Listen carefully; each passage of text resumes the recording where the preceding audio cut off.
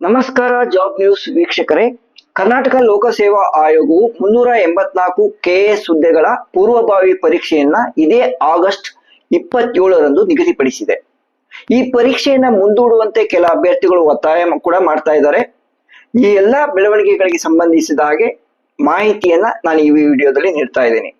ಸ್ನೇಹಿತರೆ, ಪರೀಕ್ಷೆಗೆ ಸಿದ್ಧತೆ ನಡೆಸುತ್ತಿರುವ ನಿಮ್ಮಲ್ಲಿ ಗೊಂದಲ ಉಂಟು ಮಾಡುವ ಉದ್ದೇಶ ನನಗಿಲ್ಲ. ಕೇವಲ ನಿಮಗೆ ಏನೆಲ್ಲ ಡೆವಲಪ್ಮೆಂಟ್ ಆಗಿದೆ ಎಂಬುದರ ಅಪ್ಡೇಟ್ಸ್ ಕೊಡೋ ಉದ್ದೇಶದಿಂದ ಮಾತ್ರ ಇಲ್ಲಿ ಮಾಹಿತಿ ನೀಡ್ತಾ ಇದ್ದೇನೆ. ಇದರಿಂದ ನಿಮ್ಮಲ್ಲೇನು ಗೊಂದಲಗಳು ಸೃಷ್ಟಿಯಾಗಬಹುದು, ಅದನ್ನ ದೂರ ಮಾಡ್ಕೊಳ್ಳಿಕ್ಕೆ ಸಾಧ್ಯ ಆಗತ್ತೆ ಅಂತ ನನ್ನ ಅಭಿಪ್ರಾಯ. ಮೊದಲಿಗೆ ಕೆಪಿಎಸ್ಸಿಯು ಈ ಪೂರ್ವಭಾವಿ ಪರೀಕ್ಷೆಯನ್ನು ನಡೆಸೋದಕ್ಕೆ ಯಾವೆಲ್ಲ ಸಿದ್ಧತೆ ಮಾಡ್ಕೊಂಡಿದೆ ನೋಡೋಣ. ನಿಮ್ಗೆ ಈಗಾಗಲೇ ಗೊತ್ತಿರೋ ಹಾಗೆ ಈಗಾಗಲೇ ಪರೀಕ್ಷೆಯ ವೇಳಾಪಟ್ಟಿಯನ್ನ ಪ್ರಕಟಿಸಲಾಗಿದೆ. ಯಾವ ಸಮಯಕ್ಕೆ ಪ್ರಶ್ನೆ ಪತ್ರಿಕೆ 1 ಮತ್ತು ಪ್ರಶ್ನೆ ಪತ್ರಿಕೆ 2ರ ಪರೀಕ್ಷೆ ನಡೆಯುತ್ತೆ ಸಮಯ ಕೂಡ ನಿಗದಿಪಡಿಸಿದ್ದಾರೆ. ಸ್ನೇಹಿತರೆ, ಇದಕ್ಕೆ ಸಂಬಂಧಿಸಿದ ಹಾಗೆ ಅಂದ್ರೆ ಇದು ವರ್ಕಿಂಗ್ ಡೇ ಪರೀಕ್ಷೆ ನಡೀತಿರೋದ್ರಿಂದ, ಮಂಗಳವಾರದಂದು ಪರೀಕ್ಷೆ ನಡೀತಿರೋದ್ರಿಂದ ಕೆಲ ಪರೀಕ್ಷಾ ಕೇಂದ್ರಗಳಿರುವ ಸಂಸ್ಥೆಗಳಿಗೆ ಸಾರ್ವತ್ರಿಕ ರಜೆ ಕೂಡ ಘೋಷಣೆ ಮಾಡೋದಕ್ಕೆ ಸರ್ಕಾರ ಅಧಿಸೂಚನೆ ಹೊರಡಿಸಿದೆ. ಅಧಿಸೂಚನೆಯನ್ನ ನೀವು ಈಗ ಸ್ಕ್ರೀನ್ ಅಲ್ಲಿ ನೋಡ್ತಾ ಇದ್ದೀರಾ. ಒಟ್ಟು 564 ಪರೀಕ್ಷಾ ಕೇಂದ್ರಗಳಲ್ಲಿ ಈ ಪರೀಕ್ಷೆ ನಡೆಯುತ್ತೆ.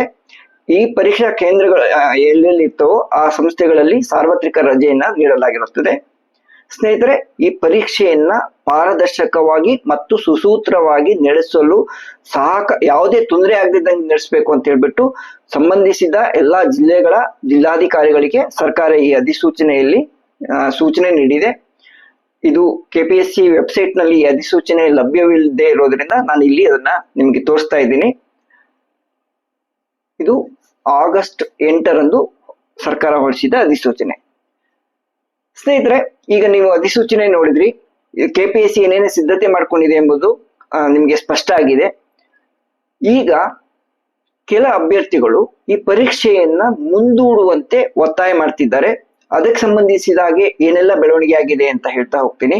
ಮೊದಲಿಗೆ 3 ಬಾರಿ ಈ ಪರೀಕ್ಷೆಯನ್ನ ಮುಂದೂಡಲು ಕಾರಣವಾಗಿದ್ದ ಬೇರೆ ಬೇರೆ ರೀಸನ್ಗೆ, ಒಂದು ಎಲೆಕ್ಷನ್ ಇತ್ತು, ಆನಂತರ ಅಭ್ಯರ್ಥಿಗಳಿಗೆ ಅವಕಾಶ ಮಾಡ್ಕೊಳ್ಬೇಕು ಅನ್ನೋ ಕಾರಣಕ್ಕೆ, ಅಂದ್ರೆ 2017-18ನೇ ಸಾಲಿನ ಅಭ್ಯರ್ಥಿಗಳಿಗೆ ಅವಕಾಶ ಮಾಡ್ಕೊಡ್ಬೇಕು ಅನ್ನೋ ಕಾರಣಕ್ಕೆ, ಈ ತರ ಬೇರೆ ಬೇರೆ ಕಾರಣಕ್ಕೆ ಪರೀಕ್ಷೆ ಮುಂದೂಡಲು ಕಾರಣವಾಗಿದ್ದ ಅಖಿಲ ಕರ್ನಾಟಕ ರಾಜ್ಯ ವಿದ್ಯಾರ್ಥಿ ಸಂಘಟನೆ ಅಕ್ಸಾ ಅಂತ ಕೇಳ್ತೀವಿ, ಆ ಸಂಘಟನೆ ಈಗ ಪರೀಕ್ಷೆ ನಿಗದಿಯಾಗಿರೋದ್ರಿಂದ ಕೆಪಿಎಸ್ಸಿ ಪೂರ್ವಭಾವಿ ಪರೀಕ್ಷೆ ದಿನಾಂಕ ಪ್ರಕಟಿಸಿದ ಸಂದರ್ಭದಲ್ಲಿ ಯಾವ ರೀತಿಯ ನಿಲುವನ್ನ ತಗೊಂಡಿದೆ, ಏನ್ ಹೇಳ್ತಾರೆ ಅದರ ಅಧ್ಯಕ್ಷರಾದ ಶಾಂತಕುಮಾರ್ ಅವರು ಮಾತಾಡ್ಸೋಣ.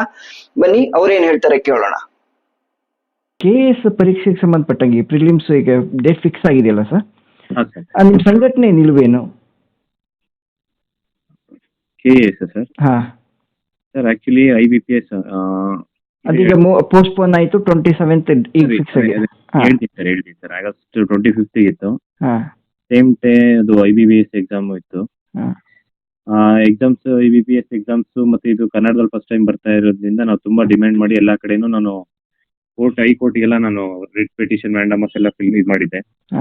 ಪ್ಲಸ್ ಆದ್ಮೇಲೆ CM ಸರ್ ಮತ್ತೆ ಪ್ರಿಯಾಂಕ ಸರ್ ಎಲ್ಲಾ ಕಡೆ ಇದು ಮಿನಿಸ್ಟರ್ಸ್ ಮತ್ತೆ MLA ಎಲ್ಲಾ ಭೇಟಿ ಮಾಡಿ, ಮತ್ತೆ KPSC ಕನ್ನಡ ಪರ ಹೋರಾಟಗಾರನ ಎಲ್ಲಾನು ಇದು ಮಾಡಿ ಕಾಂಟ್ಯಾಕ್ಟ್ ಮಾಡಿ ಅವರಿಗೆ ಪೋಸ್ಟ್ಪೋನ್ ಮಾಡೋದಕ್ಕೆ ಪ್ರಯತ್ನ ಮಾಡಿದ್ವಿ. ಅದು ಎಲ್ಲಾ ಪ್ರಯತ್ನದಿಂದ ಮತ್ತೆ ಸ್ಟೂಡೆಂಟ್ಸ್ ಸಪೋರ್ಟ್ ಇಂದ ಅದು ಪೋಸ್ಟ್ಪೋನ್ ಆಯ್ತು.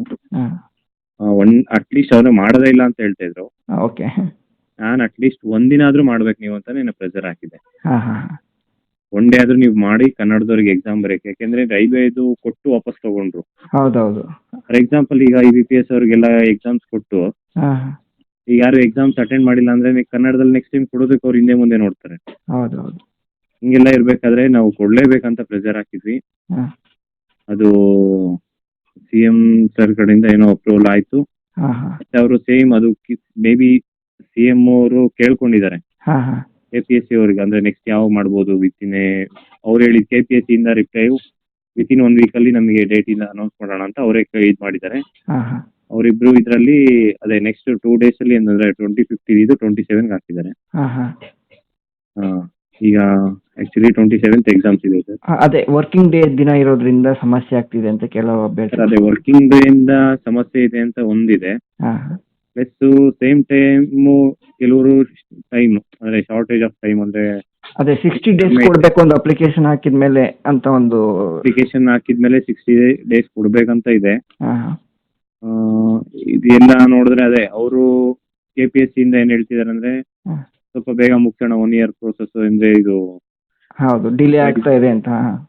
ಪ್ರೈಸ್ ಡಿಲೇ ಆಗ್ತಾ ಇದೆ ಅಂತ ಅವ್ರು ಹೇಳ್ತಿದ್ದಾರೆ. ಹಾ ಹಿಂಗೆಲ್ಲ ಇರ್ಬೇಕಾದ್ರೆ ನಾವು ಒನ್ ಟೈಮ್ ಅದು ಫಸ್ಟ್ ಒಂದು ಎಲೆಕ್ಷನ್ ಅಂದ್ರೆ MCC model code of conduct ಇರ್ಬೇಕಾದ್ರೆ ಆ ಟೈಮಲ್ಲಿ ಎಕ್ಸಾಮ್ಸ್ ಮಾಡ್ಬೇಕಂತ ಇದ್ರು. ಹೌದು ಆ ಟೈಮಲ್ಲೂ ನಾವೆಲ್ಲ ಎಲೆಕ್ಷನ್ ಕಮಿಷನರ್ ಅವ್ರಿಗೆಲ್ಲರಿಗೂ ಮನವಿ ಕೊಟ್ಟು ಅವಾಗ ಒಂದ್ಸತಿ ಪೋಸ್ಟ್ಪೋನ್ ಮಾಡ್ತಿದ್ವಿ. ಹಾ ಅದಾದ್ಮೇಲೆ ಸೆಕೆಂಡ್ ಟೈಮು ಈ ಒಂದು 2017 ಬ್ಯಾಚ್ ಅವರಿಗೆ ಅವಕಾಶ ಕೊಡ್ಬೇಕಂತ ಹೋದ್ರು. ಹೌದು ಆ ಟೈಮಲ್ಲಿ ಒಂದ್ಸರಿ ಈಗ ಪೋಸ್ಟ್ಪೋನ್ ಆಗಿದೆ. ಈಗ ಮತ್ತೆ ನಾನು IBPS ಅಂತ ಹೋಗಿ ತಿರ್ಗಾ ಮತ್ತೆ ಒಂದೇನಾದ್ರೂ ಬೇಕೇ ಬೇಕಂತ ಡಿಮ್ಯಾಂಡ್ ಮಾಡಿ ಅವ್ರಿಗೆ ಅನ್ಯಾಯ ಆಗ್ಬಾರ್ದು ಅಂತ ಇದು ಮಾಡಿದೀವಿ. ಹೌದು ತಿರ್ಗಾ ಮತ್ತೆ ನಾವು ಪೋಸ್ಟ್ಪೋನ್ ಅಂತ ಕೇಳೋದು ಸರಿ ಬರಲ್ಲ ಅಂತ ನಾವು ನಿಮ್ಮ ಸಂಘಟನೆಯಿಂದ ನೀವು ಮುಂದೂಡಿ ಅಂತ ಒತ್ತಾಯ ಮಾಡಲ್ಲ? ಇಲ್ಲ ಸರ್, ಒತ್ತಾಯ ಅಂತ ಅಂದ್ರೆ ನಮಗೆ ಪ್ರಾಮಾಣಿಕವಾಗಿ ಏನಿದೆ ಪ್ರಾಮಾಣಿಕವಾಗಿ ಏನಿದೆ ಪ್ರಾಮಾಣಿಕರಿಗೆ ಅಂದ್ರೆ ಯಾವ್ದು ಕರಪ್ಷನ್ ಇಲ್ದಿರ ಒಂದು ಎಕ್ಸಾಮ್ಸ್ ನ ನೀಟಾಗಿ ನಡೆಸ್ಬೇಕು.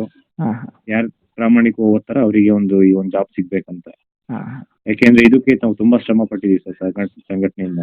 ಹೌದೌದು. ಯಾಕೆಂದ್ರೆ ಇವರ ಮಾತಿನಿಂದ ಏನ್ ಸ್ಪಷ್ಟ ಆಯ್ತು ಅಂದ್ರೆ ಈ ಸಂಘಟನೆ ಪರೀಕ್ಷೆಯನ್ನ ಮುಂದೂಡುವಂತೆ ಒತ್ತಾಯಿಸುವುದಿಲ್ಲ ಎಂಬುದು ಸ್ಪಷ್ಟವಾಗಿದೆ ಸ್ನೇಹಿತರೆ.